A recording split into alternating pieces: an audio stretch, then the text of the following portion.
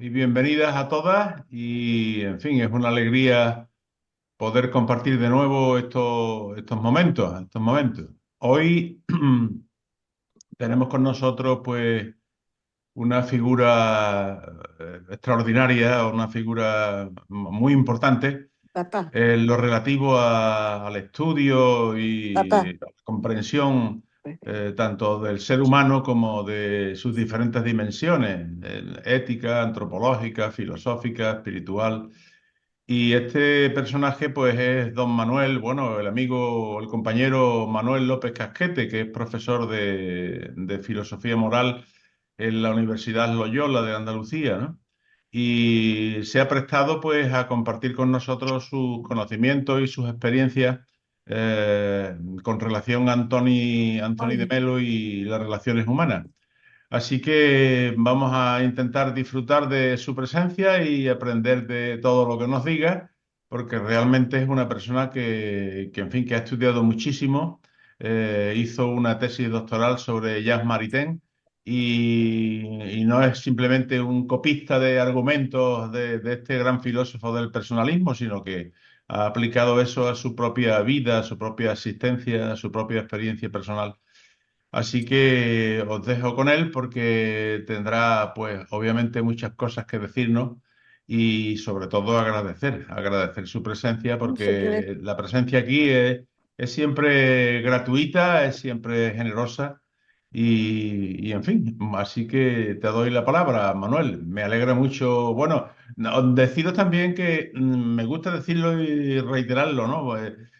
Para que por lo menos suene que os estoy hablando desde un pueblito, desde un pueblecito de la sierra de Huelva, cercano a Extremadura, que se llama Cala, conocido antiguamente por sus antiguas minas de Cala, Cala, provincia de Huelva. Así que si queréis podéis decir también desde qué lugar estáis hablando para que nos situemos en No sé, este ya en qué contexto sitio me mundial llama. y planetario que lamentablemente está atravesando Yo ahora, creo pues, que, una ¿cómo se llama? crisis Esto que sitio existencial, donde. material, en fin, verdaderamente lamentable. Pero, en fin, tenemos aquí Una, a Manuel para que nos explique todo lo que sabe sobre Anthony de Melo y las relaciones personales, ¿no? Y las relaciones personales. Decir también que nosotros, para que Manuel lo sepa, que nosotros nos hemos centrado en el comentario de las obras de Anthony de Melo, pensando más que nada en una obra, ¿no? En una obra suya que trata sobre el amor, ¿no? posibilidad. Y que básicamente está centrada, pues, en los elementos fundamentales del Posibilidad. desarrollo Escenario, ¿no? personal, ¿no? Y Basilea. de la adquisición de Posibilidad. esa felicidad interior desapegada de todas aquellas cosas que nos esclavizan y que nos generan sufrimiento. Así que os dejo ya con Manuel para que él nos cuente lo que quiera sobre Anthony de Melo y las relaciones humanas. Adelante, Manuel. Muy bien, Juan Miguel, muchas gracias. Gracias por tus palabras. Gracias a todos y a todas por estar aquí esta tarde, por compartir juntos este rato. Lo primero que os pregunto es si se oye bien, si se escucha bien. Sí, Oye, muy bien, sí. Te alegro. Bueno, sí, lo bien, importante es bien. que nos escuchemos. Y bueno, más que enseñar, lo que pretendo es que dialoguemos juntos y que Uy, nos dejemos sentir, ¿no? También por la inspiración de Tony de Melo y bueno, y a ver a dónde nos conduce. ¿Vale?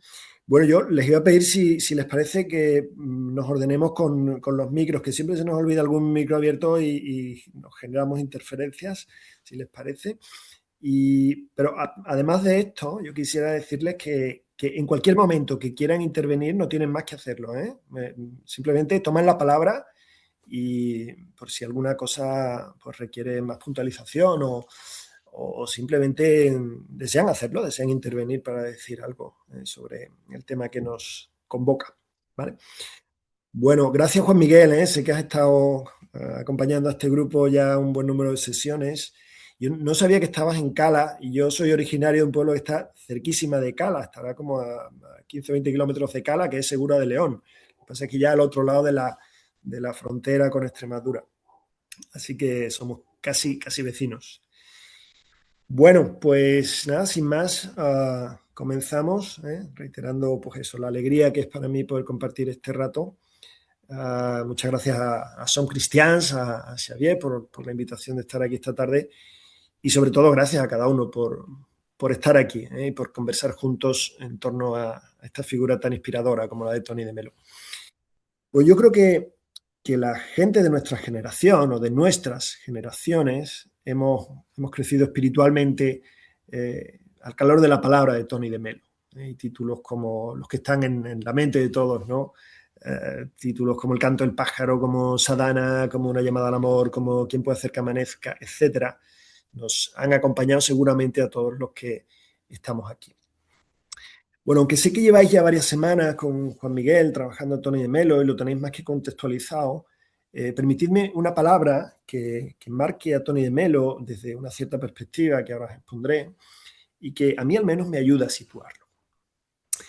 Hay tres figuras grandiosas en la India en la primera mitad del siglo XX que inspiraron no solamente a la propia India, sino a una parte de la humanidad. Hay una figura que es Gandhi, Mahatma Gandhi. Gandhi, la fecha de fallecimiento es 1948. Y ahora veréis por qué digo la fecha de fallecimiento. La segunda figura es Rabindranath Tagore. La segunda figura que quería mencionar, Rabindranath Tagore, seguro que lo conocéis. Fue premio Nobel en 1913, influyó en muchos autores de distintos lugares del mundo, incluyendo a Juan Ramón Jiménez, que también fue premio Nobel, nuestro premio Nobel, y su mujer, Zenobia Camprubí, tradujo algunas de sus obras. Bueno, pues Tagore falleció en 1941. Y la tercera figura que quería mencionar es Ramana Maharshi, que también seguramente lo situáis, que falleció en 1950. ¿No? Fijaos, 1941, 48 y 50. Bueno, de estas tres figuras se podría decir que Ramana es el silencio, Tagore es la palabra y Gandhi es la acción. Y juntos se complementan maravillosamente. Bueno, pues Tony de Melo nació en 1931. Eso significa que cuando murió Tagore, Tony de Melo tenía 10 años. Cuando murió Gandhi tenía 17 y cuando murió Ramana Maharshi tenía 19. Por tanto, se puede decir que Tony de Melo nació y creció a la sombra de estos tres auténticos gigantes de la India. Y en cierto modo, diría yo, Tony de Melo recibe la herencia de los tres. Yo diría que particularmente la palabra y el silencio, o la palabra que arraiga en el silencio. Pero seguramente la generación de Tony de Melo es un poco la heredera o la administradora, la albacea, la continuadora de estos tres grandes figuras de la India. Y él lo hace, Tony de Melo lo hace, la continuación la hace a su propio modo, como no podría ser de otra forma. Pero si ahondamos todavía un poco más, vemos que los padres de Tony de Melo, Frank y Luisa, nacieron en Goa, que es posiblemente el lugar del mundo donde mayor impacto produjo el gran jesuita misionero San Francisco Javier, aun cuando Tony de Melo no parece tenerle demasiada simpatía a Francisco Javier. Bueno, como sabéis, fue uno de los primeros compañeros de Ignacio en la Sorbona y es de los fundadores de la Compañía de Jesús en 1540.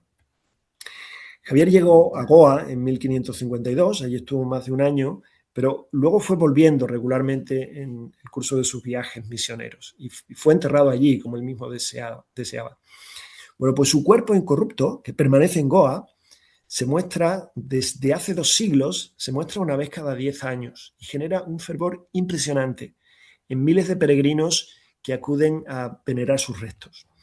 La última vez fue a final de 2024 y pasaron por allí, bueno, ¿alguien se aventura a dar una idea de cuántos peregrinos pasaron por allí a visitar los restos de Francisco Javier? Aprovechando que estamos así en familia. ¿Cuántos diríais? ¿Miles? ¿Decenas de miles? ¿Cientos de miles? ¿Alguien se aventura? María Jesús, que tienes cara de querer aventurarte. Idea, yo soy muy mala para contar. No, pues os lo digo yo. Pues fueron más de 8 millones de peregrinos, más de 8 millones de peregrinos que pasaron por allí a visitar los restos de Francisco Javier. Bueno, lo digo porque podemos imaginar el impacto y el arraigo de Javier en la India y particularmente en Goa, que es el lugar de origen de Tony de Melo. Y aunque ciertamente Tony de Melo no siempre habla bien de él, pero a pesar de eso, seguramente la huella de Javier también es importante respecto a la vocación a entrar en la compañía del joven Tony de Melo. Bueno, esa constelación de nombres tan refulgentes, Javier, Gandhi, Tagore, Ramana, seguramente es el caldo de cultivo y la inspiración vital del joven Tony de Melo, que a su vez va creciendo también en la etapa de formación, ya como jesuita, con otras influencias significativas, Carl Rogers, Abraham Maslow, y que además él va incorporando otras enseñanzas también provenientes de su India natal, como pueden ser el Vipassana y también las enseñanzas de otra figura muy importante, como es la de Jiddu Krishnamurti, y la incorpora también a su práctica y sus enseñanzas espirituales. Bueno, seguramente todo esto ya lo conocéis con lo que habéis ido trabajando con Juan Miguel, así que no nos detenemos más en la contextualización y si os parece vamos al contenido de esta charla que hemos titulado Tony de Melo, el gran maestro de las relaciones humanas. Bueno, ¿por qué hemos titulado así esta charla? Pues en mi opinión, porque es en el ámbito de las relaciones humanas donde mayor claridad y mayor inspiración ofrece su obra. Esto, por supuesto, es una opinión muy subjetiva. Es como yo he recibido la obra de Tony de Melo, que al ser tan amplia y tan polifacética, pues seguramente ha llegado a cada uno de una forma muy diferente. Pero yo creo que su obra contiene, con mucha frescura y con mucha pureza, algunas claves que considero muy poderosas para depurar nuestras relaciones humanas y crecer en libertad, en apertura y en consciencia. Bueno, vamos a intentar entonces, a lo largo de esta charla, exponer cuáles son algunas de esas claves. Seguramente uno de los aspectos más significativos de Tony de Melo es una indicación que él formula reiteradamente. Dice Tony de Melo que la mayoría de nosotros está dormido, que permanecemos dormidos y que no queremos despertar porque sencillamente estamos más confortables así, estamos más cómodos así, dormidos, pero al precio de no abrazar una vida plena, una vida abierta y una vida feliz. Fijaos que nuestra visión de la felicidad casi siempre es un planteamiento de condicionalidad. Nuestra felicidad está condicionada. Es decir, yo estoy dispuesto a ser feliz siempre y cuando tenga esta pareja o este trabajo o esta cuenta bancaria o siempre y cuando podría ser feliz si cambiara de forma de ser mi pareja o mi padre o mi hijo o lo que quiera que sea.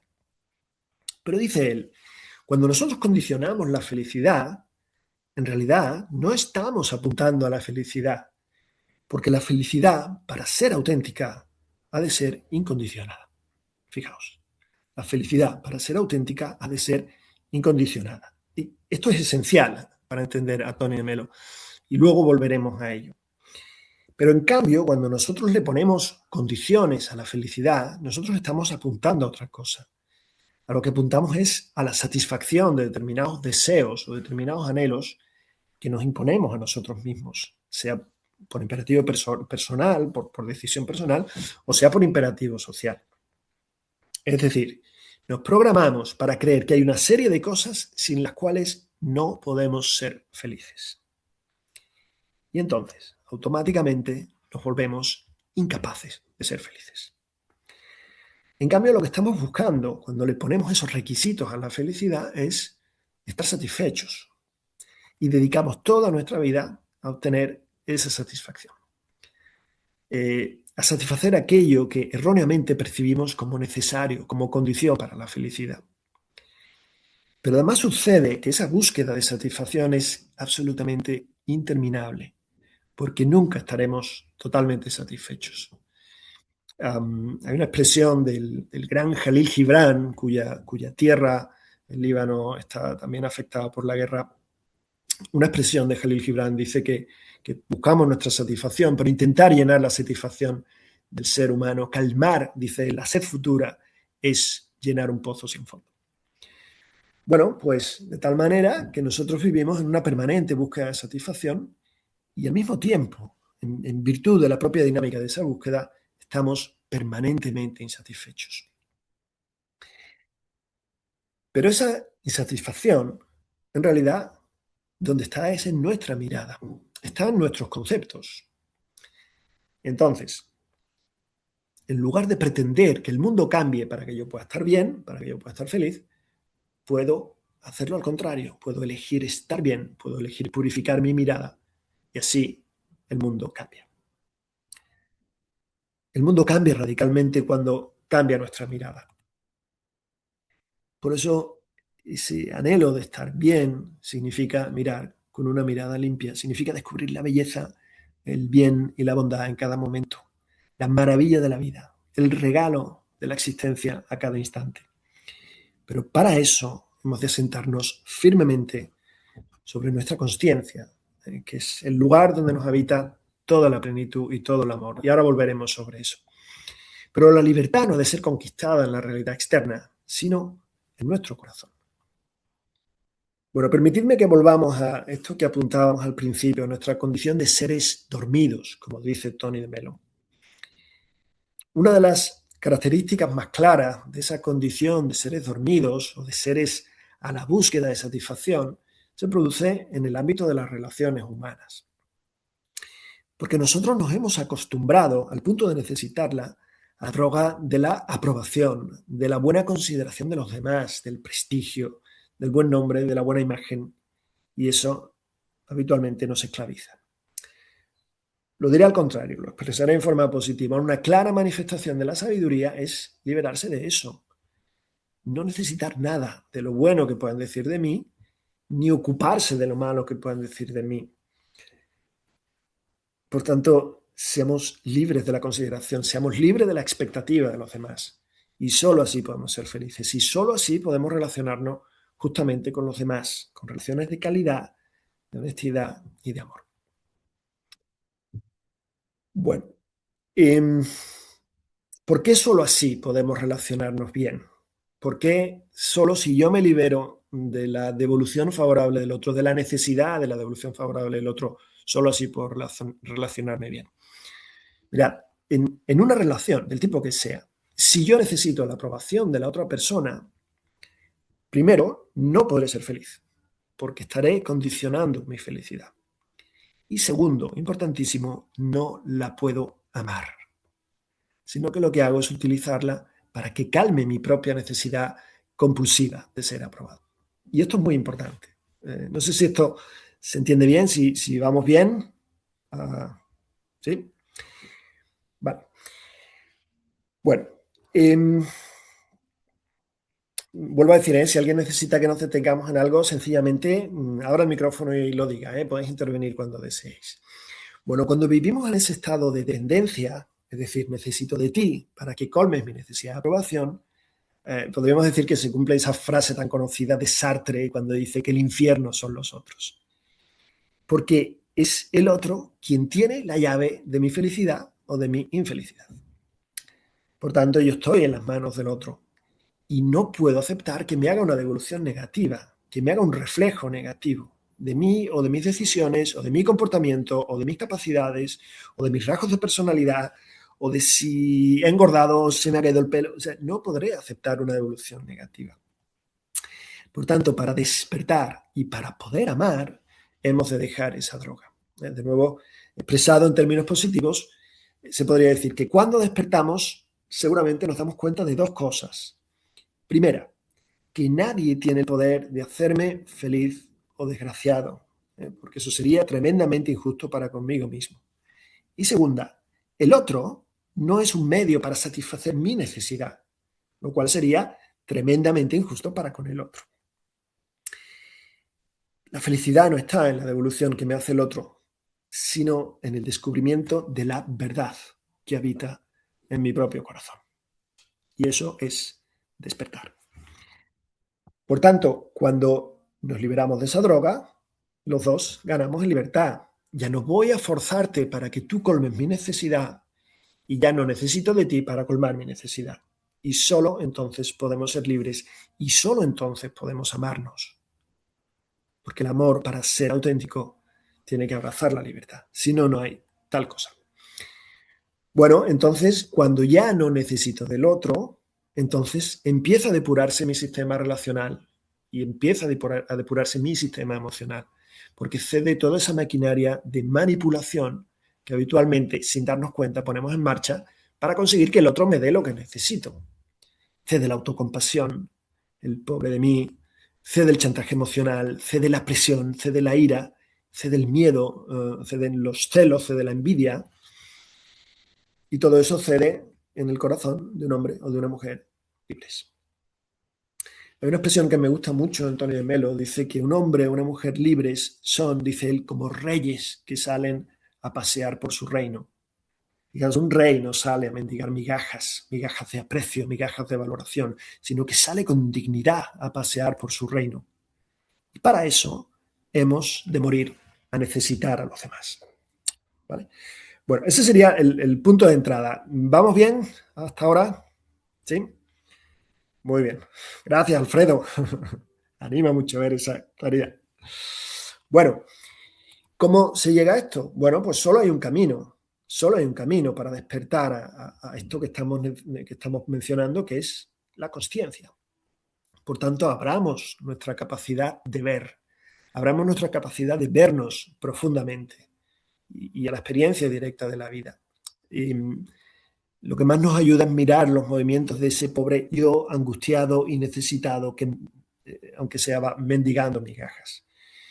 Y cuando vemos la irrealidad de todos esos movimientos, acaban cediendo. Permitidme que exprese esto con mayor detalle y que lo haga recurriendo a una historia que no es de Tony de Melo, sino es una historia que suelo utilizar yo.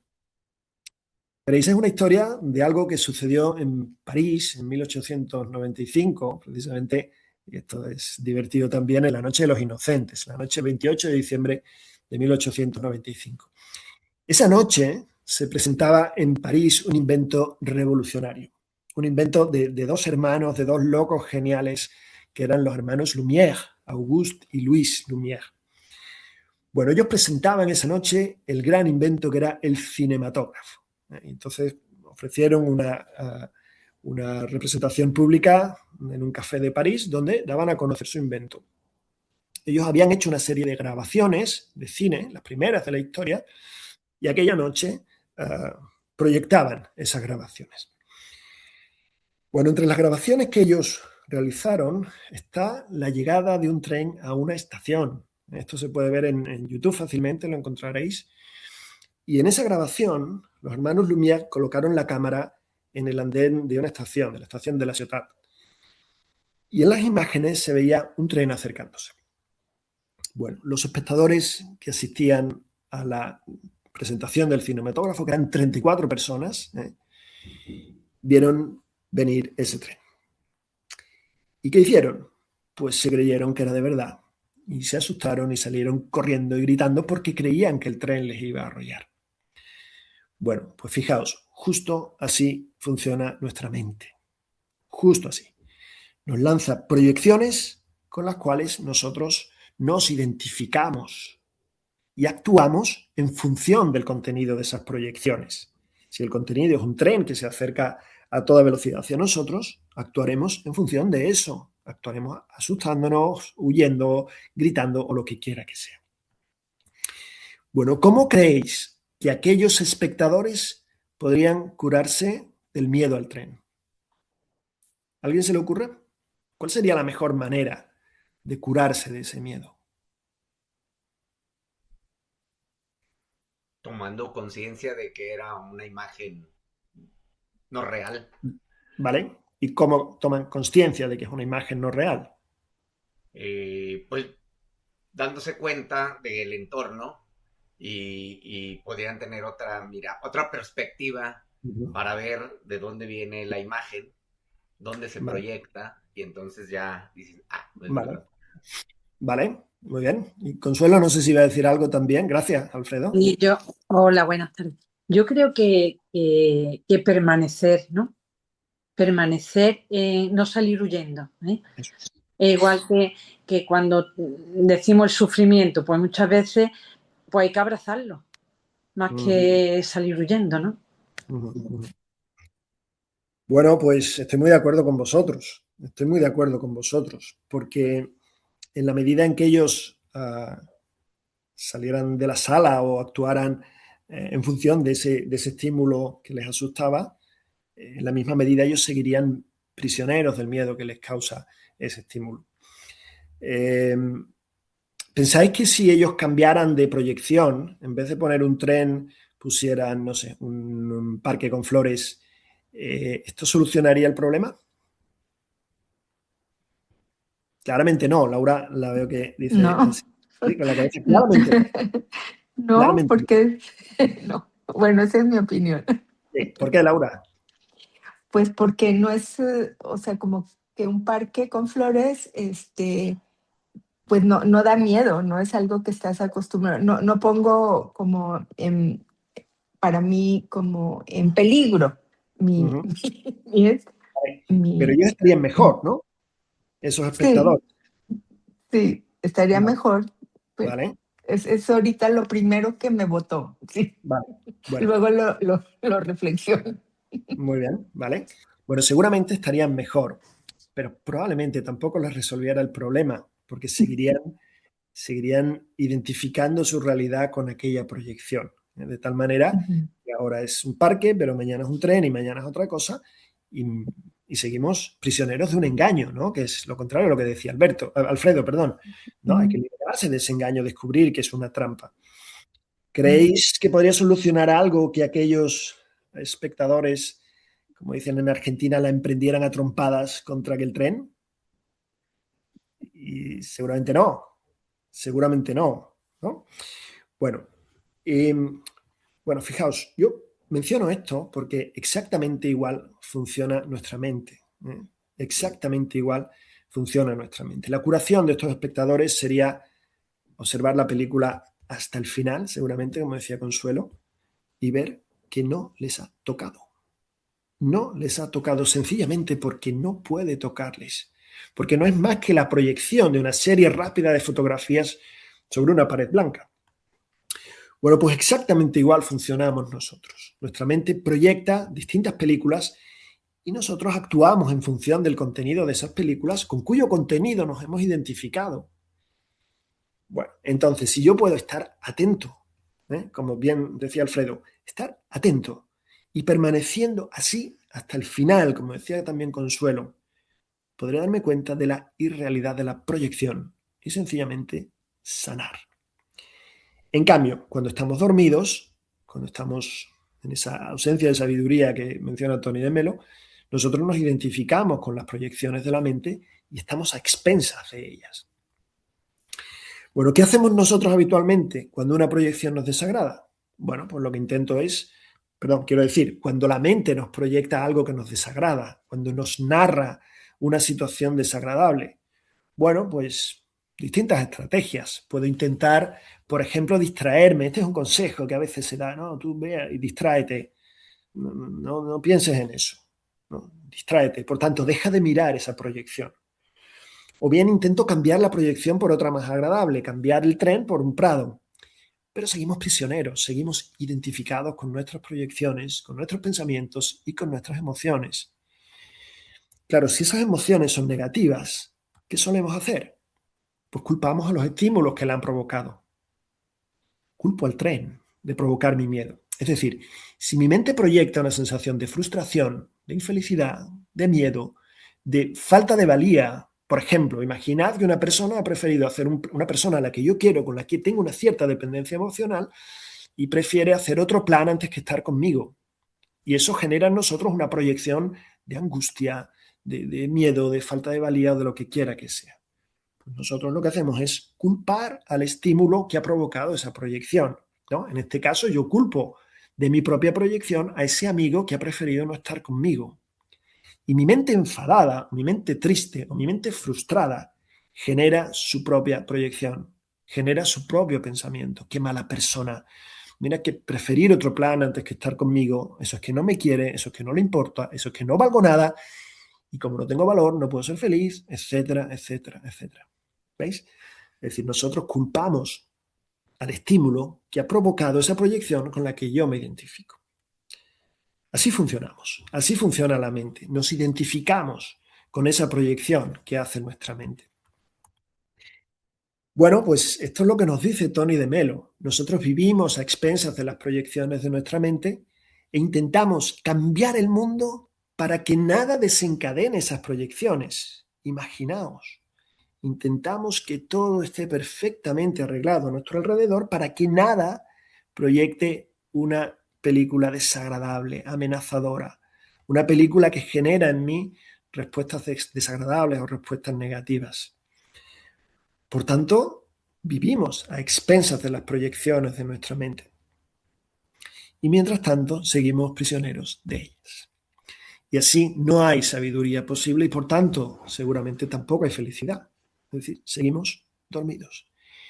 Y uno de los rasgos más claros de que seguimos dormidos es que nos identificamos con esas proyecciones de la mente. Es decir, nosotros somos esos 34 espectadores de los Lumière y hemos de despertar, hemos de darnos cuenta de la irrealidad de las proyecciones. Y eso es sabiduría. Y eso es despertar.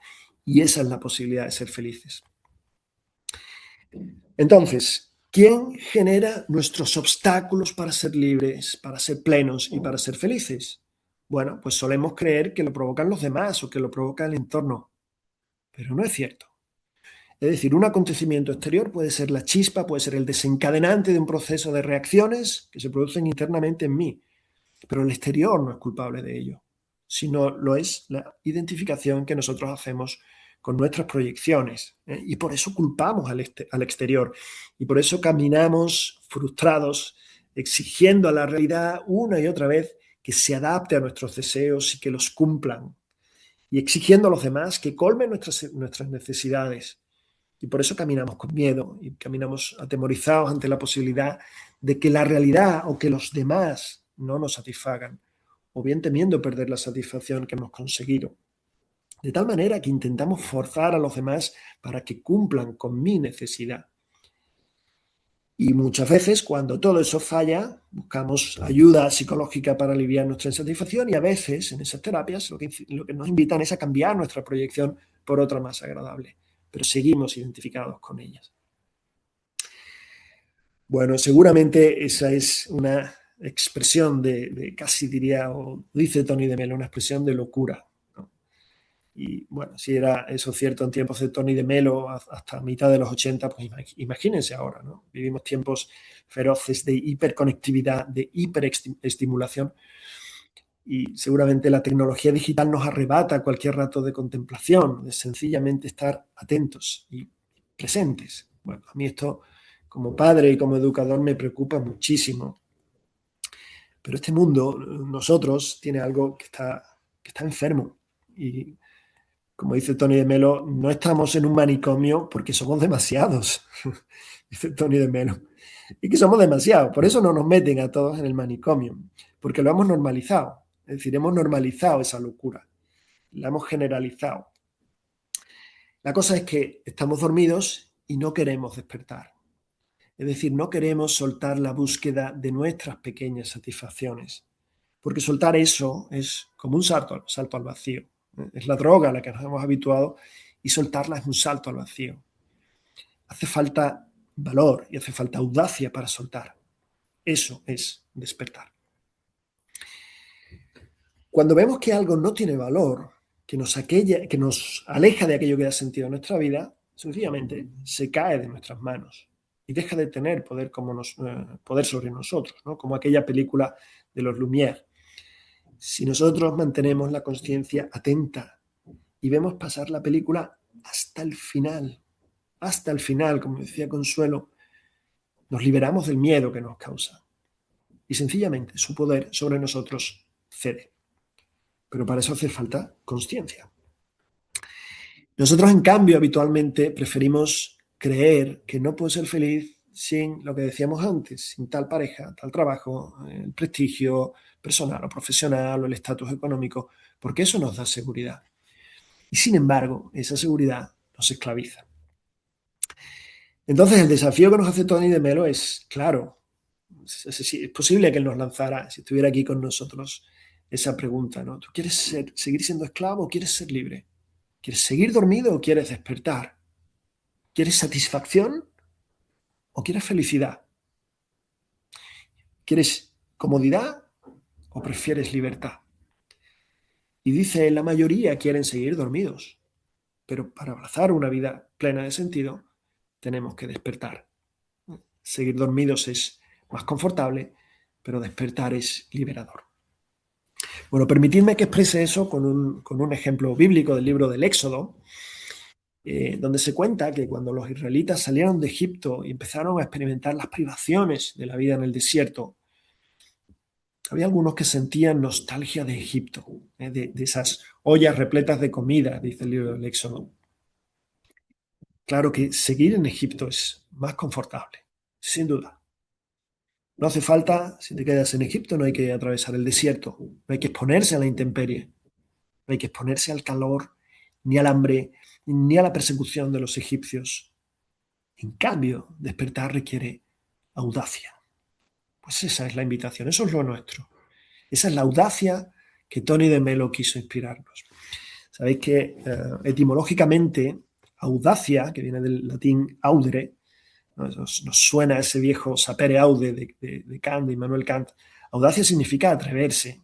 Entonces, la pregunta es si queremos ser audaces, si queremos atrevernos a ser libres, o bien si preferimos seguir viviendo a expensas de nuestra pequeña satisfacción, de nuestra pequeña reputación, de nuestra pequeña imagen, de nuestra pequeña cuenta bancaria.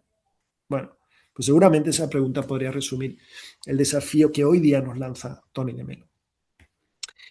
Y otra matización importante que él hace. Dice, el tener esa audacia y ese coraje no es hacer un acto de renuncia a aquello que nos esclaviza, sino que es más profundo que eso. Yo decía antes, ¿cómo se combate esa imagen? O dicho de otra manera, ¿cómo se combate, cómo se evita la oscuridad? ¿La oscuridad se combate a puñetazos? ¿Es efectivo darle puñetazos a la oscuridad? Claramente no. No se trata de dar puñetazos, se trata de encender la luz.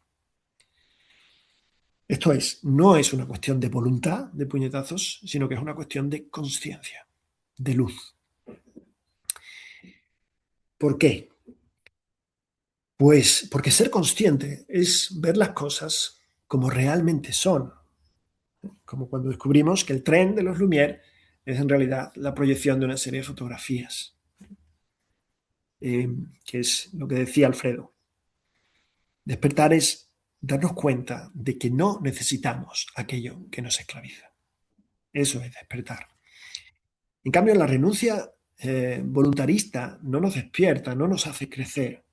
Al contrario, nos mantiene aún más atados y deseando más que nunca aquello a lo que hemos renunciado, como un drogadicto al que le quitaran su droga.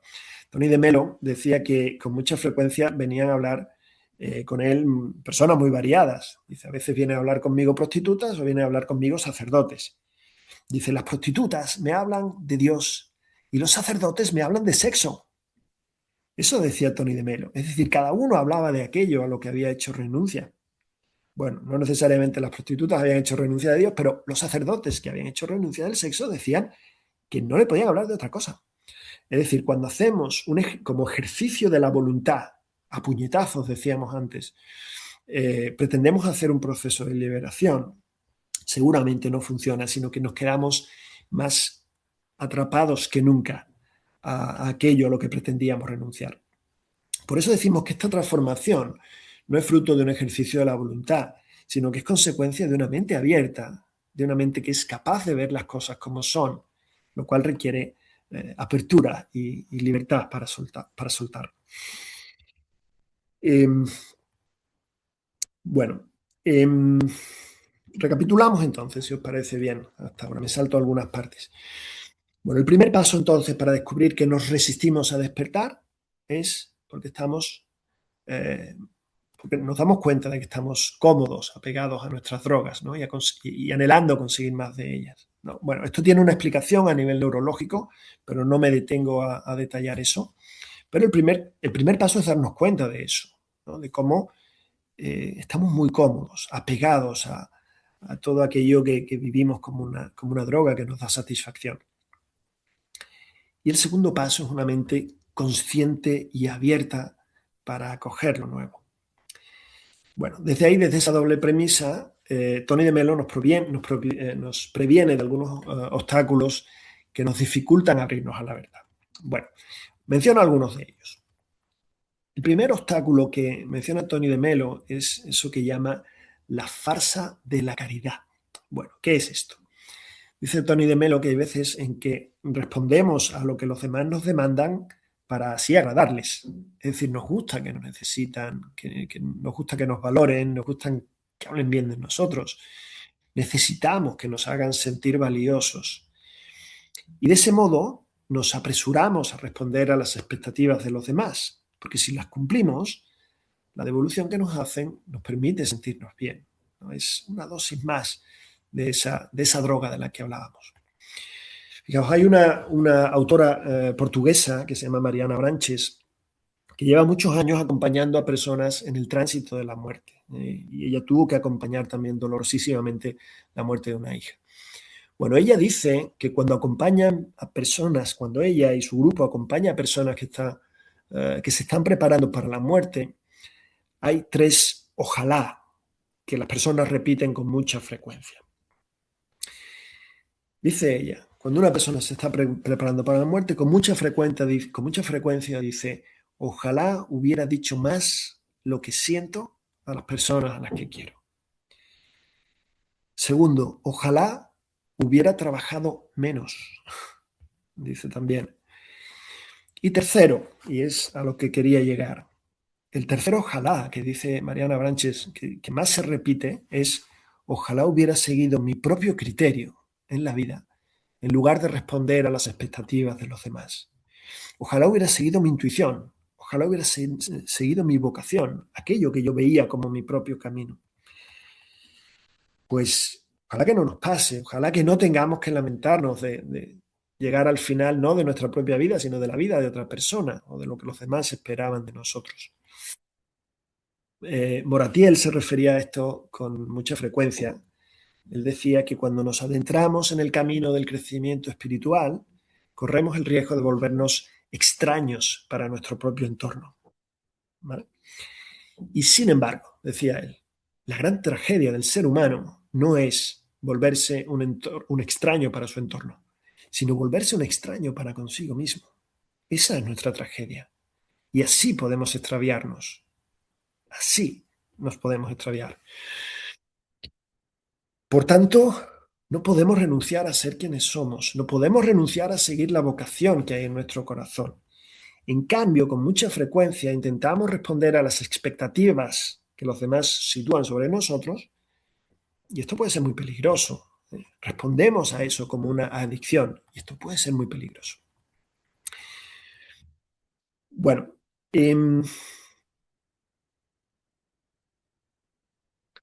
voy a saltar alguna parte porque vamos ya, el tiempo va avanzando. Bueno, me salto esta parte. Otro de las dificultades con las cuales que tenemos que afrontar es nuestra búsqueda de referentes, nuestra búsqueda de gurús.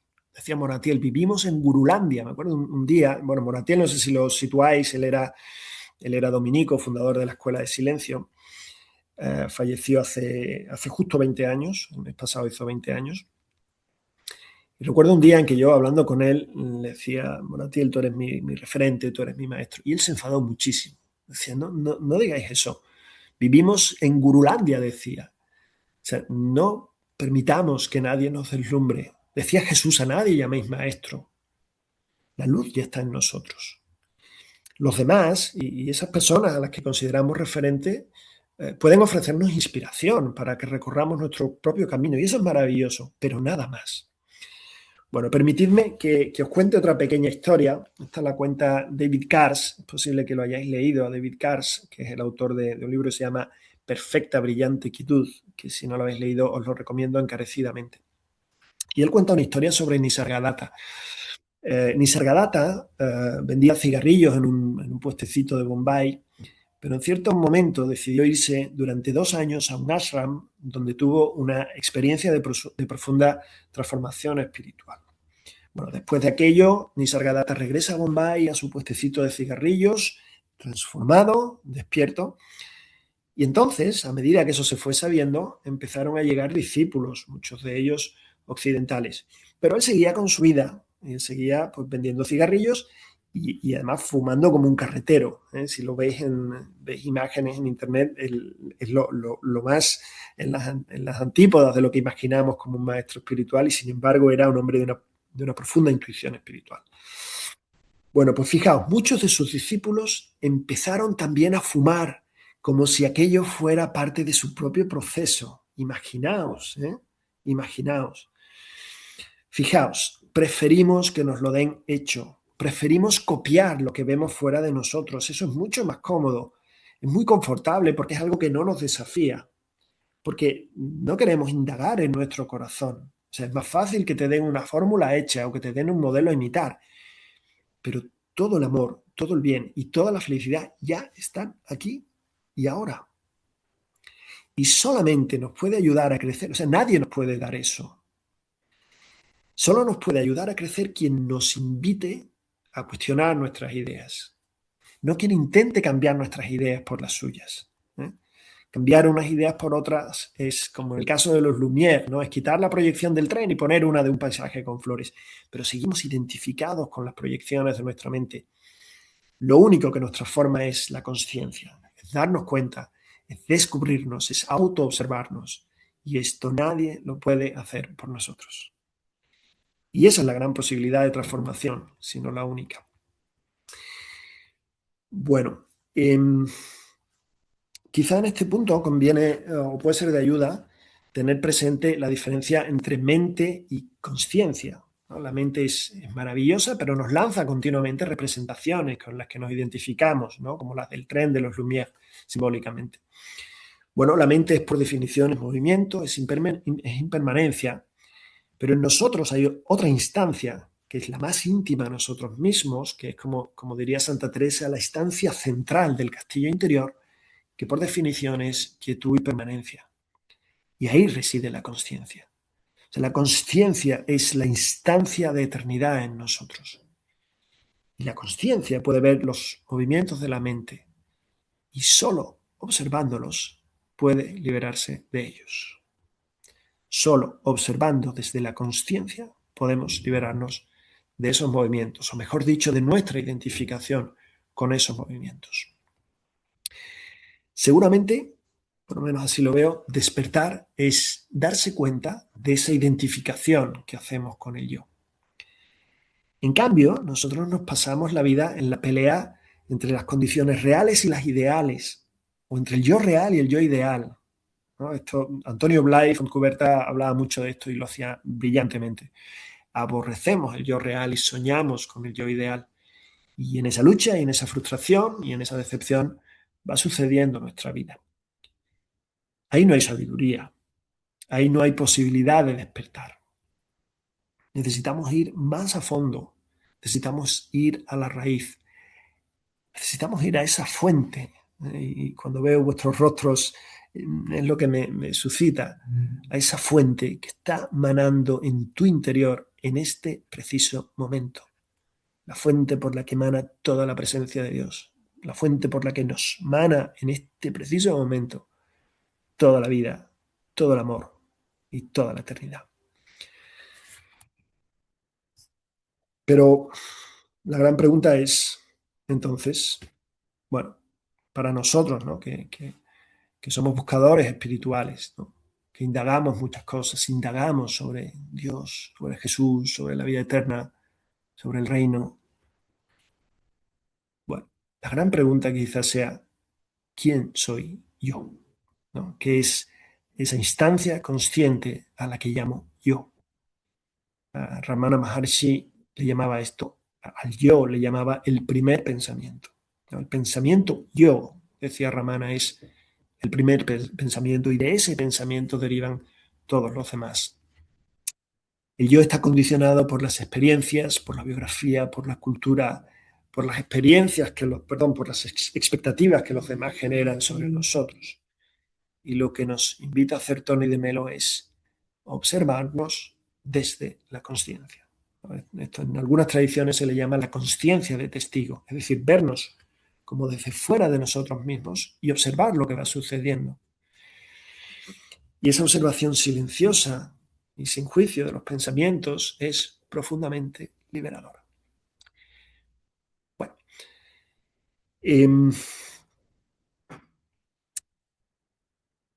Lo que Tony de Melo nos invita a hacer es descubrir ese centro de eternidad y observar desde ahí las circunstancias cambiantes de nuestra vida. El sufrimiento sucede en la mente. En la consciencia solo hay amor y plenitud. Por eso la clave es ¿desde dónde vivo mi vida? Y nos lo podemos preguntar cada uno de nosotros. ¿La vivo desde la mente o la vivo desde la consciencia? Y habitualmente vivimos prisioneros de la mente, vivimos dormidos, vivimos a expensas de esas proyecciones de la mente. Pero ¿qué sucede cuando vivo desde la consciencia? Bueno, pues esto es lo que vamos a intentar detallar según la visión de Tony de Melo y entraríamos así en el tramo final de esta charla. Nuestra tristeza o nuestro sufrimiento es indicativo de que hemos hecho depender nuestra felicidad de algo. Esto lo decíamos antes, estamos recapitulando. Bueno, entonces vamos a exigir de los demás que contribuyan a nuestra felicidad y tendremos miedo de perder nuestro bienestar. El dolor emocional, el sufrimiento es indicativo de que estamos dormidos. Entonces, si nosotros vivimos a expensas de los momentos de contento, de serenidad, de excitación, por el mismo motivo quedaremos indefensos y prisioneros de los momentos de desasosiego, de tristeza y de frustración. Dicho de otra manera, si nosotros vivimos a expensas de las proyecciones de la mente, pues la mente igual proyectará la llegada del tren o proyectará el jardín de flores. Y nosotros, si estamos adheridos, ¿no? Si estamos enganchados a las proyecciones de la mente, pues seremos como una barca a la deriva que va sencillamente allá donde le marcan las proyecciones de la mente. No podemos asentarnos en nuestras emociones, digamos, fundar nuestra casa sobre ella. No es siguiendo la parábola de Jesús como el hombre que edifica su casa sobre arena. Moratiel decía que intentar descansar en las emociones es como intentar descansar en la cresta de una ola. En cambio, solo podemos descansar en lo profundo, en lo inalterable que es la conciencia, que es el ser, que es la presencia de Dios en nosotros. Cuando nosotros vivimos a expensas de ser querido por alguien, eso no es amor, de ninguna manera. Eso es deseo, o es control, o es posesión, manipulación, miedo, pero desde luego no es amor. Si nosotros entendemos que ahora mismo tenemos absolutamente todo lo que necesitamos para ser felices, no necesitaré del otro, podré amarle, solo entonces podré amarle. Solo si suelto mis expectativas y mis necesidades emocionales puedo ser libre y puedo amar.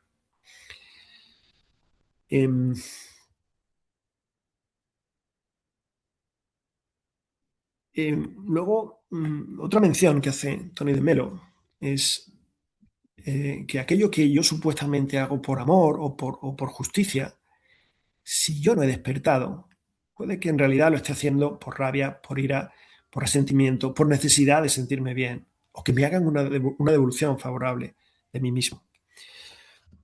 Por eso Tony de Melo decía, no vemos las cosas como son, sino como somos. Esto es muy importante. Nuestra percepción de las cosas depende de nuestra mirada. Bueno, esto ya lo había dicho Kant, ¿no? Eso está la crítica a la razón pura. Lo había dicho Calderón, ¿no? En La vida es sueño, que todo es según el color del cristal con que se mira. Pero lo había dicho Jesús. Si tu ojo está limpio, todo tú estarás lleno de luz. Bueno, pues justo así. Si no hemos despertado, dice Tony de Melo, vemos las cosas distorsionadas. Cuando no hemos despertado, es como si, dice él, utilizando una imagen que él pone, cuando no he despertado, es como si yo intentara mirar la realidad a través de una ventana cuando está lloviendo. Vemos las cosas distorsionadas. Y esa distorsión está en función de nuestra necesidad, del apego que tenemos a las proyecciones de la mente, y nos lanzamos a cambiarla. Pero en cambio, si yo salgo fuera, es decir, si cambia el lugar desde el que miramos, si vemos las cosas sin distorsión, descubrimos la realidad en toda su belleza. Nuestra mirada lo cambia todo. E incluso, muy posiblemente, cuando cambia mi mirada, también provoca un cambio en el otro. Porque cuando irradiamos amor desde nuestro centro, esto inevitablemente toca a los demás. Por tanto, no se trata de dar puñetazos a la realidad, sino de encender la luz. Y eso es conciencia. Bueno, si os fijáis, nosotros intentamos que el otro, que los demás, cumplan con nuestras expectativas. Y de muchísimas formas distintas y con muchísimas formulaciones distintas, en realidad seguimos un esquema parecido a este. Si tú no haces lo que yo creo que tienes que hacer, me enfado. Pues fijaos, si yo no tengo expectativas, no puedo generar sentimientos negativos, porque el sentimiento negativo está en mí, lo genero yo. Lo cual no significa que no tengamos que protegernos de la agresividad o de presiones o de lo que quiera que sea. Pero no necesitamos agravar la situación y castigarnos a nosotros mismos con sentimientos negativos. Bueno, voy a pasarme algunas partes porque son ya 25. Y quisiera ya entrar en el final de esta charla. Después de que Tony de Melo ha expresado cuáles son algunas de esas barreras, situémonos en qué sucede cuando nos situamos en la luz, cuando nos situamos en la consciencia, cuando nos situamos en el meollo mismo de nuestra identidad y dejamos caer todo lo irreal. Pues fijaos lo que dice Tony de Melo, y a mí me encanta esta formulación. Dice Tony de Melo: veréis cosas que nunca habíais visto. A mí me encanta esa formulación y creo que es rigurosamente cierta. Bueno, lo primero que sucede es que cede el temor, sencillamente porque no hay nada que temer, porque no hay nada que pueda tocar el lugar íntimo de la consciencia. Esto en términos ignacianos tiene que ver con la indiferencia, ¿no? Dice Ignacio: da igual honra que deshonor, riqueza que pobreza, vida larga que corta, nada puede amenazar ese lugar íntimo de la consciencia, que es el lugar de la presencia de Dios en nosotros. Y desde ahí, ¿qué importan los pequeños logros, los pequeños éxitos, los pequeños ascensos, las pequeñas cuentas corrientes? Todo esto son migajas. Recordad, somos como un rey o una reina que sale a pasear por su reino. No vivimos a expensas de esas migajas. Bueno, ¿qué más sucede? Cuando vivimos desde el centro, dice Tony de Melo, la humildad nace de forma natural. Porque cuando no dependo de ningún logro, cuando nada ansío, la humildad aflora sola. Porque no necesito reivindicar mis logros, no necesito exhibirlos, no necesito buscar compulsivamente nuevos logros que adornen mi currículum.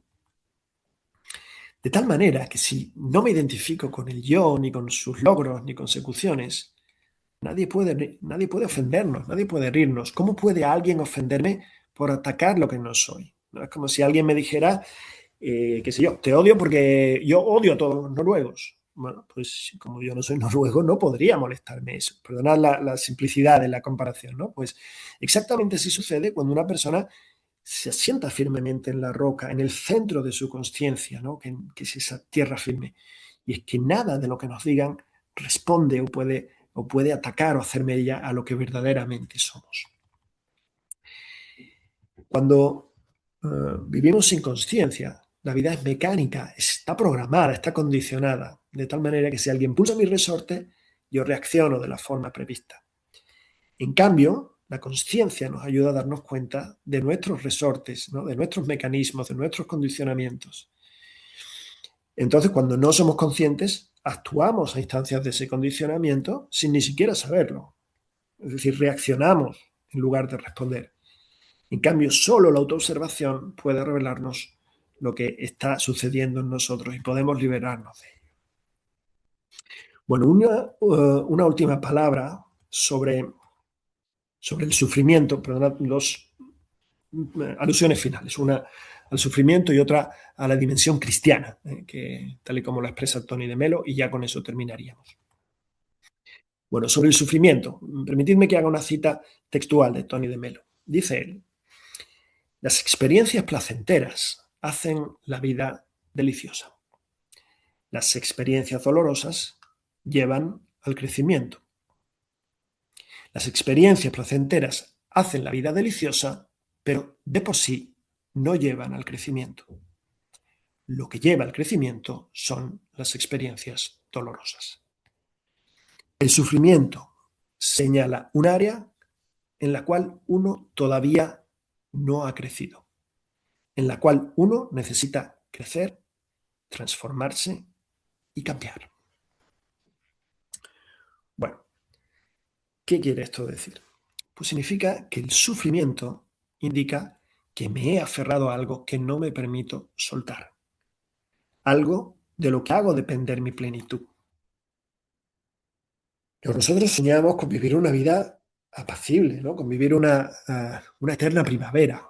Bueno, hay una ciudad en México, he visto que hay gente de México, hay una ciudad en México que llaman la ciudad de la eterna primavera, que es Cuernavaca, ¿no? Bueno, nosotros todos soñaríamos con vivir en una eterna primavera, todos nos iríamos a vivir a Cuernavaca y a vivir una maravillosa eterna primavera, ¿no? Bueno, pero ciertamente, cuando hemos de atravesar la sequedad del estío, cuando hemos de atravesar el frío del invierno, la desnudez de las ramas del invierno, las ramas ateridas de frío, bueno, entonces se nos brinda la oportunidad de atravesar toda esa zona de oscuridad, de atravesar todo aquello que nos causa sufrimiento. Del mismo modo que sucede con las plantas. Es decir, vosotros sabéis que cuando llegan las heladas, el crecimiento hacia afuera de la planta se detiene y la planta crece hacia adentro y enraiza. El sufrimiento nos revela dónde hay algo en nuestra vida que está requiriendo poner luz y poner sabiduría, y algo que está requiriendo ser atravesado, como esa proyección de la película de los Lumière. Eso nos está revelando el sufrimiento. Hay algo en nosotros que está pidiendo luz, que está pidiendo conciencia, que está pidiendo liberación. Y eso es lo que produce en nosotros esos momentos difíciles, esos momentos duros de la vida. Obviamente podemos tener preferencias, pero siempre sabiendo y viviendo intensa y profundamente que nuestra plenitud y que nuestra felicidad no depende de nada externo a nosotros. No depende del cumplimiento de esos deseos o de esas preferencias. Bueno, y una última mención, que es la que hace Tony de Melo respecto a la dimensión cristiana, ¿no? Que es también pues, digamos, el leitmotiv que nos reúne aquí en esta plataforma de Son Cristians. Bueno, dice Tony de Melo, refiriéndose a esta dimensión del seguimiento de Cristo, dice, con mucha frecuencia nosotros intentamos seguir a Cristo imitando su comportamiento externo. Y dice él, pero no es esto. No se trata de seguir a Cristo, sino de ser Cristo. Es decir, se trata de descubrir la presencia de Dios que nos habita y de ser transparentes a ella. Esto es cristificarse. Es decir, Cristo es la pura transparencia del Padre. Recordad, quien me ve a mí, ve al Padre. Pues a eso estamos llamados nosotros. Y esto requiere de nosotros hallar ese lugar de profundidad y de presencia de Dios en nuestro corazón. Y mientras más y más habitemos en ella, en esa presencia, más y más transparente será para el mundo. Y desde esa presencia brotará todo el amor y toda la compasión que nos habita. Entonces, cuando eso sucede, cuando descubro que Cristo es la imagen de mí mismo, que mi camino es volverme pura transparencia de la presencia del Dios que me habita, ya no me relacionaré con la imagen de los demás, sino con su identidad genuina, porque también aprenderé a ver esa misma luz en los demás. Por descontado, tampoco me importarán las opiniones que despierten mi imagen en los demás, y eso es profundamente liberador. Por eso, para Tony de Melo, la espiritualidad es consciencia, consciencia, consciencia. Tomar conciencia de lo que auténticamente somos. Pues permitidme que termine con una última cita de Tony de Melo que creo que resume muy bien todo lo que hemos dicho hasta ahora. Dice así: hemos de desarrollar el gusto por las cosas buenas de la vida para contrarrestar la necesidad de la droga. ¿Cuáles cosas buenas? El amor al trabajo que a usted le gusta hacer por el trabajo mismo. El amor a la risa y a la intimidad con las personas a las cuales usted no se aferra y de las cuales no depende emocionalmente, pero cuya compañía usted disfruta. También ayudará que usted realice actividades que pueda hacer con todo su ser. Actividades que a usted le gusten tanto que cuando se dedique a ellas, el éxito, el reconocimiento y la aprobación sencillamente no signifiquen nada. También ayudará que regrese a la naturaleza, despida a las multitudes, suba a las montañas y comulgue en silencio con los árboles y las flores y los animales y las aves, con el mar y las nubes y el cielo y las estrellas. Entonces comprenderá lo que es el amor, lo que es la felicidad, lo que es la realidad, lo que es la verdad, lo que es Dios. Disminuya la velocidad y guste y huela y oiga y deje que sus sentidos cobren vida. Si quiere ir hacia Dios por el camino real, siéntese en silencio y escuche todos los sonidos que lo rodean y verá los milagros que le ocurrirán cuando sus sentidos se hayan abierto. Pues esa es la inspiración de Tony de Melo que quería transmitirle. Muchísimas gracias por su atención y bueno, y si les parece, pues abrimos el tiempo de diálogo. Juan Miguel. Claro que sí, ahora toca pues que hagan reflexiones, comentarios, opiniones, interpretaciones, preguntas, que digáis todo lo que consideréis pertinente. Así que esto está abierto a vuestra participación.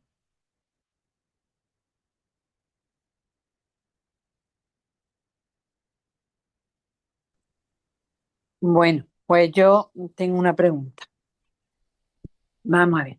Mm, Comparto todo lo que habéis dicho y lo entiendo perfectamente, pero yo hay cosas que a mí todavía como que me chocan, ¿no? Y bueno, ¿y qué papel tiene aquí la comunidad?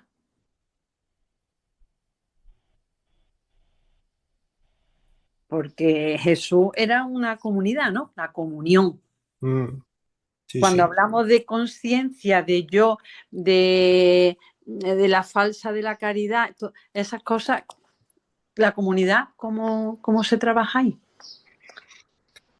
Bueno, ciertamente no ha aparecido en nada de lo que hemos mencionado. La comunidad, o sea, ciertamente a lo que más apunta Tony de Melo es al descubrimiento de nuestra falsa imagen de la realidad, de nuestro desenfoque de la realidad, de no situarnos en la intimidad de lo que somos. Y esto es un cambio de mirada que solo sucede si uno lo descubre. Entonces, claro que la comunidad tiene un rol importantísimo, un rol que en última instancia apunta a resituarnos.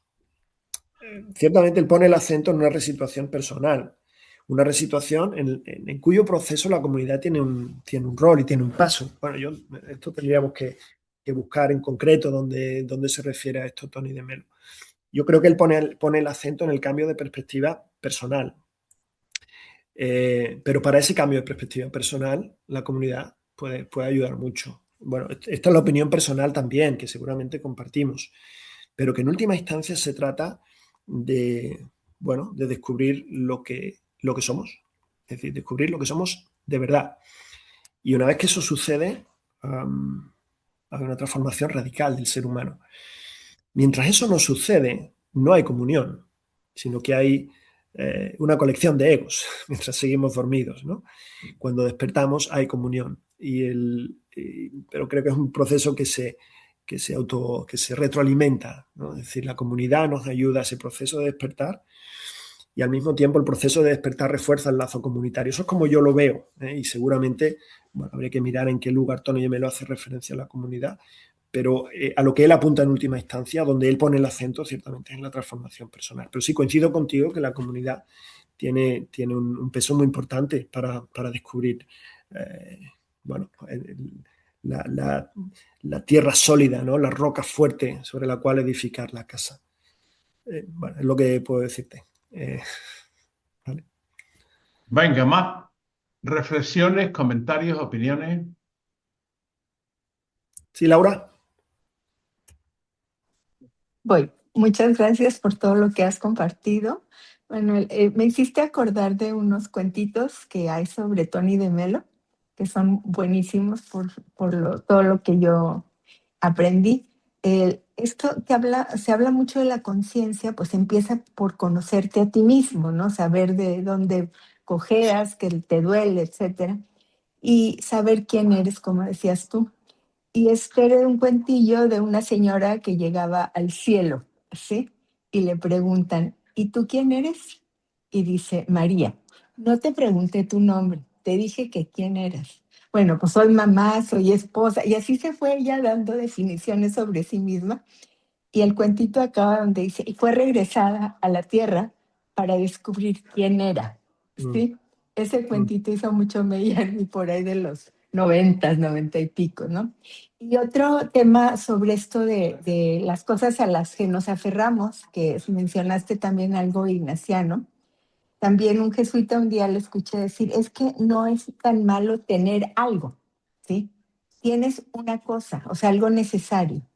El problema es cuando no tienes algo tú, sino la cosa te tiene a ti, que es cuando entregas todo tu ser a esa otra persona o a esa otra cosa. Bueno, con mucho más me quedé de tu charla, muchas gracias, pero bueno, quería comentar estos dos aspectos. Gracias. Muchas gracias, Laura. Sí, ciertamente, habitualmente nos identificamos con etiquetas, ¿no? Nos identificamos con una biografía, con un itinerario, con unos logros, con una profesión.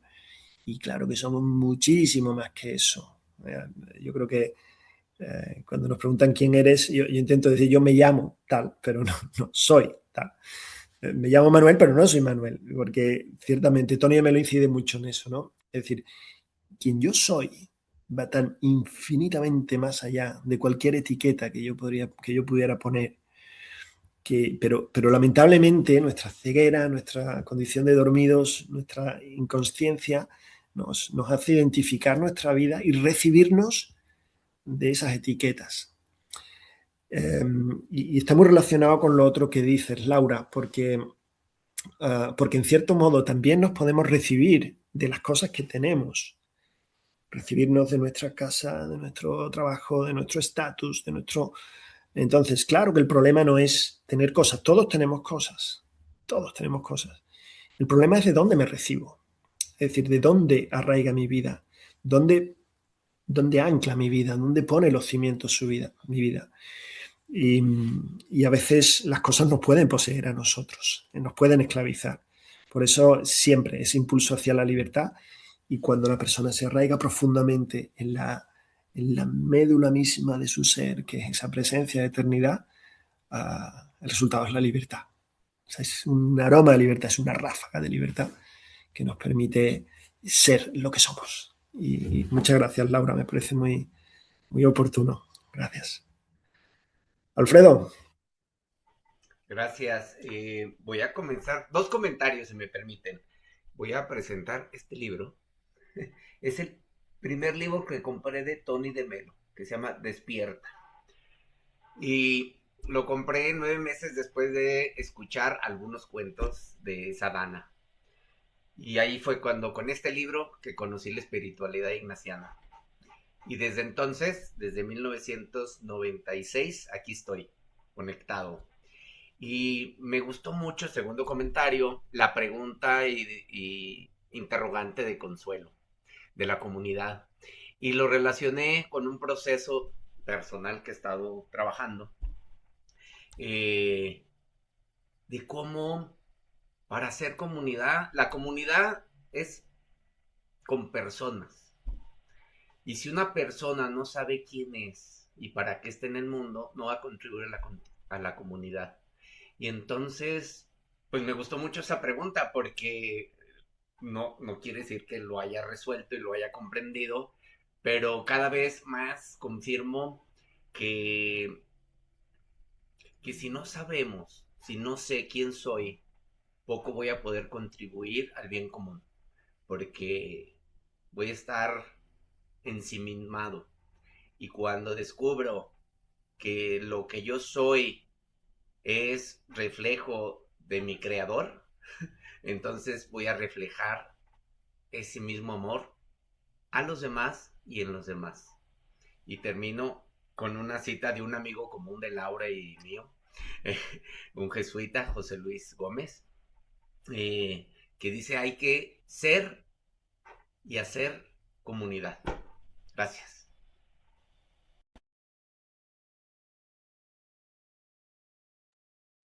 Magnífico. Venga, más comentarios. Muchas gracias, Alfredo. Mira, hay una cosa que tiene mucho que ver con lo que hemos estado diciendo.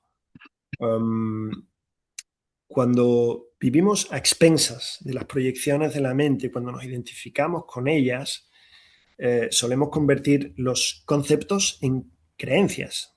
Es decir, nos adherimos a los conceptos. No es un problema utilizar conceptos. Sin conceptos no nos podríamos comunicar. Ni yo podría expresarme, ni ninguno de vosotros podría entender lo que yo estoy expresando. Necesitamos un lenguaje común que son los conceptos. Cuando nosotros vivimos dormidos, que dice Tony de Melo, lo que hacemos es adherirnos a los conceptos, identificarnos con los conceptos, ¿no? Esto, Tony de Melo insiste mucho en lo que sucedió en tiempos de Jesús. ¿Por qué procesaron, torturaron y mataron a Jesús? Pues porque dice, los buenos de su tiempo vivían tan firmemente y tan inquebrantablemente adheridos a sus creencias que fueron incapaces de recibir lo nuevo.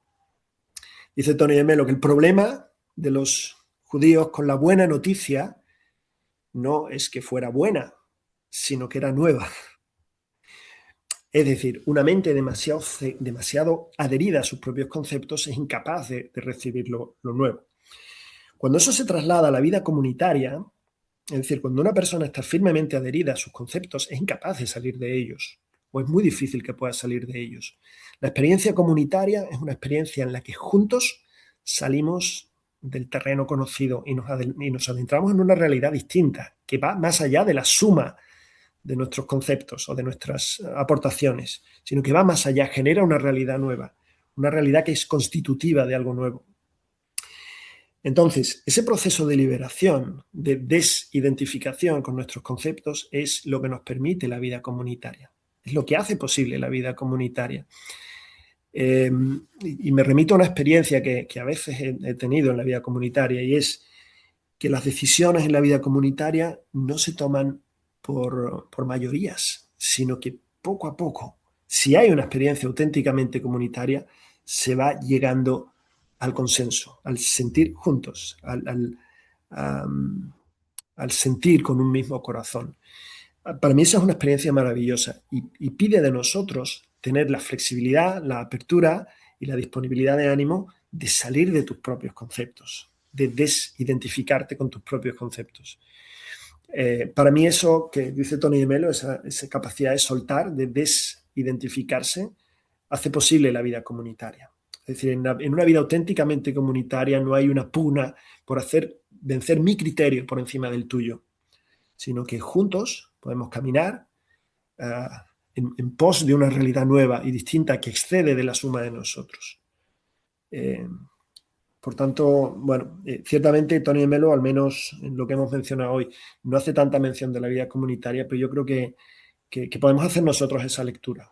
Estoy muy de acuerdo en la importancia que tiene la vida comunitaria, pero para la vida comunitaria hemos de ser capaces de soltar y de ser capaz de soltar lo mío.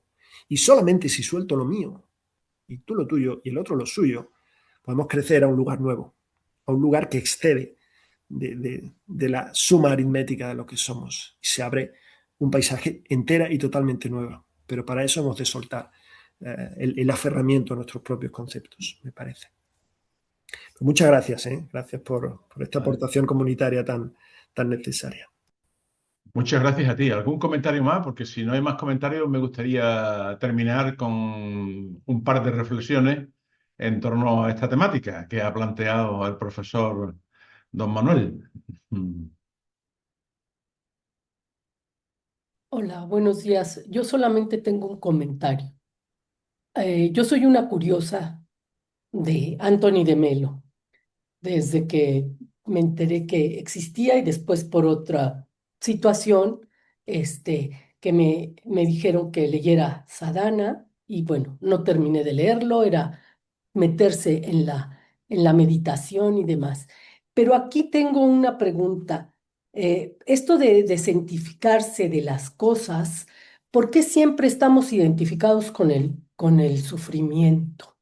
Porque a mí no me gusta esto de que siempre ha sido en la cuestión religiosa el sufrimiento. Nos los ponen de cara siempre. En vez de las alegrías, Jesús era un hombre alegre, era un hombre que compartía, era un hombre que iba, que compartía con todos, era muy alegre. El sufrimiento, pues fue cuando realmente lo apresan por cuestiones políticas y de tiempo y lo asesinan, ¿no? Pero ¿por qué siempre ese punto del sufrimiento que está? Claro, tenemos obscuridades todos y luces, pero ¿por qué no irnos hacia las luces mejor que hacia la oscuridad? ¿Por qué estar rascando siempre la oscuridad cuando hay tanta luz? Tanta luz en las escrituras y tanta luz en otras cosas, ¿no? En lo que vemos, en lo que sentimos. Entonces, ese pequeño detalle me encantaría que Manuel nos hicieras favor de explicarme. A mí esto del sufrimiento siempre me ha causado como que un poco de malestar, ¿no? Que siempre nos muestran el sufrimiento, ¿no? Cuando podemos, pues no sé, verlo desde otra, desidentificarnos del sufrimiento y ver la alegría y ver lo bueno de la vida y ver lo bueno de todo, ¿no? Tratarle de buscar ese puntito, esa lucecita que siempre hay en la oscuridad. Gracias. Y mil gracias por la exposición, me encantó. Yo soy una curiosa de estos personajes maravillosos que nos regalan luces y obscuridades también, sin lugar a dudas. Muchas gracias, Patricia. Yo creo que son personajes que nos confrontan con nosotros mismos. Y es como que pusieran un espejo ante nosotros, ¿no? El espejo no añade, no quita ni pone, ¿no? El espejo simplemente revela lo que hay en nosotros y por eso es tan desafiante, ¿no? Bueno, yo creo, Patricia, me parece, me da la sensación de que durante, bueno, un tiempo bastante amplio en la historia de la fe cristiana, se ha tendido a pensar que la vida humana, la vida terrestre, es como un tránsito infravalente, es decir, que vale menos que aquello a lo que conducía. El Valle de Lágrimas. El Valle de Lágrimas, que aparece en la Sábana, ¿no? Entonces, de esta vida dependerá la otra, y como de esta vida dependerá la otra, pues no hay que buscar absolutamente ninguna satisfacción, ningún regalo y ningún bienestar en esta vida, porque precisamente de lo contrario se garantiza, es decir, una vida sobria, de una vida lo más desidentificada posible de los bienes materiales, se garantiza la otra. Entonces, durante mucho tiempo, creo que una interpretación demasiado literal de la escritura, pues condujo a eso, ¿no? Entonces, pero bueno, nosotros vamos caminando y caminamos y cada generación va manifestando un estado de conciencia diferente. O sea, yo creo que hay que ver el tránsito humano también en sentido diacrónico, ¿no? Y el ver cómo en cada generación vamos aportando o ensanchando nuestra mirada con un poco más de luz. Y a medida que vamos creciendo también en nuestra capacidad de ser conscientes, ¿no? Y de aportar también lo nuestro, ¿no? Y cómo Dios se hace presente en nuestra vida y la revelación que somos cada uno de nosotros en nosotros mismos y para el mundo. Entonces, felizmente, a medida que crece también el estado de conciencia del ser humano, vamos descubriendo también otras formas de entender la vida y entenderla como la manifestación de lo sagrado. Entender que hay un misterio de unidad en la multiplicidad y de multiplicidad en la unidad, un misterio de inmanencia y trascendencia, un misterio del Dios que se hace realidad, que se expresa en la realidad y que por tanto la realidad es sagrada. Para mí hay un autor que tiene un carácter casi de oráculo, que es Teilhard de Chardin, que es un auténtico mirada renovadora, ¿no? Cuando en su himno a la materia dice, bueno, es que la presencia de Dios está tan íntimamente en el corazón de la materia, ¿cómo no? Vamos a sentir que Dios se hace presente en toda la realidad. Entonces, claro, poco a poco íbamos creciendo en una percepción de mayor y mayor claridad, de mayor y mayor apertura, de mayor y mayor luz sobre todo lo que nos rodea, y seguramente vamos trascendiendo esas imágenes. Y ahí nuestra generación y cada uno de nosotros ha de poner su granito de arena, también nosotros, ¿eh? Entonces esa expresión, Patricia, que tú haces, de decir, Santo Dios, pero si es un regalo maravilloso, pues bendita sea esa intuición tuya, Patricia, porque también es parte del regalo que tú eres para el mundo. Así que me parece maravilloso y bendita sea esa presencia que se hace luz a través de nosotros. Para eso hemos nacido, creo, ¿eh? Para eso hemos nacido, para ser vehículo de la luz, vehículo tan transparente como sea posible, ¿eh? Por eso antes cuando hablábamos de Jesús, decíamos, no se trata de seguir a Jesús, sino de volverse Jesús, ¿no? Recordad cuando en la narración del Tabor, Jesús se vuelve pura transparencia, pura transparencia. Ese es nuestro horizonte. Ese es nuestro horizonte. Es decir, es habitar tan plenamente como sea posible la presencia del Dios en nosotros y volvernos transparencia para el mundo. Y ese es el regalo que podemos hacer al mundo. Y si no hacemos ese regalo al mundo, se quedará sin hacer. Es el regalo del Dios que sopla a través de Patricia. Si Patricia no se hace transparencia, el mundo quedará carente de ese regalo. Por tanto, bendita sea esa intuición, Patricia, en virtud de la cual te deseas hacer transparencia para el mundo, ¿eh? y para desvelar esa apertura de Dios y ese regalo que sucede a través de la vida encarnada. Así que bendiciones, Patricia, gracias.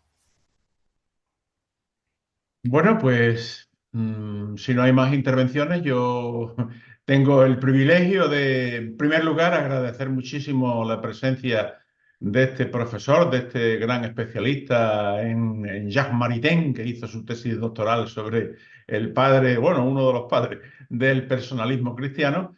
Y la verdad es que ha sido sumamente interesante la dimensión o la perspectiva que ha adoptado de cómo el mensaje de Anthony de Melo mediante el despertar de nuestra conciencia, pues nos abre a las relaciones humanas. A mí se me han ocurrido muchas preguntas, pero vamos, no voy a formularlas aquí, sino que las voy a dejar porque cada uno pues tiene su propia manera de enfocar las cosas y su propia manera de analizar los fenómenos, sin que ello signifique que estemos apegados, como dice muy bien dice Manuel, a nuestras creencias, ¿no? Sino que con cierta distancia siendo conscientes de que son creencias y que al fin y al cabo, pues eso no forma parte de la realidad objetiva. Bueno, pues dicho esto, solo queda, como ya he reiterado, agradecer a Manuel su presencia aquí y nosotros pues quedamos emplazados para el próximo mes que viene, en el que ya os he mandado a través del WhatsApp pues los 3 textos de reflexión y podremos pues seguir aumentando nuestro bagaje interpretativo y sobre todo enriquecedor de ese gran libro que nos dejó Anthony de Melo, que es Una llamada al amor, que es uno de los libros que a mí, desde luego, más me han impresionado. Aunque yo, desde luego, Anthony de Melo lo conozco desde que tenía 20 años y tengo ya 74, así que ha habido tiempo ya para masticar a de Melo, no solo a de Melo, sino también a autores como los que ha mencionado Manuel al principio, como Ramana Maharshi, como Tagore, como Gandhi. En fin, como Krishnamurti, que soy un gran seguidor de Krishnamurti. Y nada, sigamos adelante y no perdamos la esperanza, por favor. No perdamos la esperanza a pesar de todo lo que estamos viviendo en estos momentos y del sufrimiento objetivo, existencial, material al que están sometidas pues, las poblaciones más vulnerables, más pobres de nuestro mundo, ¿no? Y al sufrimiento y al dolor objetivo, existencial, que está provocando pues, las decisiones, están provocando las decisiones de este señor que no se sabe a dónde va, que no quiero ni nombrarlo. O sea que, así que mucho ánimo, no perdamos la esperanza y a seguir adelante. Muchas gracias, nos vemos el mes que viene, ya haré el recuerdo. Gracias, Manuel, ha sido Gracias. estupendo. Gracias, hasta luego. Adiós. Adiós.